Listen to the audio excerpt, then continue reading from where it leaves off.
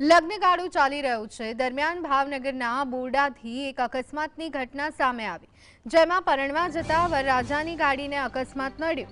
આ અકસ્માત સર્જનાર luxury car તલાળાના ધારાસભ્ય ભગવાન બારડના ભત્રીજાની હોવાનું સામે આવ્યું। વરરાજાની ગાડીના ફૂરચા બોલી ગયા બાદ વિફરેલા જાનૈયાઓએ અકસ્માત સર્જનાર કારમાં તોડફોડ કરી નાખી। આ મામલે પોલીસ ફરિયાદમાં જાનૈયાઓએ તોડફોડ કરી સોના સહિત રોકડ મળી 3 લાખની લૂંટ ચલાવી હોવાનો ઉલ્લેખ છે। આ મામલે દાઠા પોલીસે 8 લોકો સામે ગુનો નોંધ્યો છે। જે કારમાં તોડફોડ થઈ છે તેમાં ધારાસભ્ય ભગવાન બારડના પરિવારજનો હોવાનું સામે આવ્યું। અકસ્માત બાદ કારમાં તોડફોડના કારણે રસ્તા પર થોડા સમય માટે અફરાતફરી સર્જાઈ। આશ્ચર્યની વાત એ છે કે તોડફોડ કરનાર શખ્સો હજુ પોલીસના હાથે લાગ્યા નથી।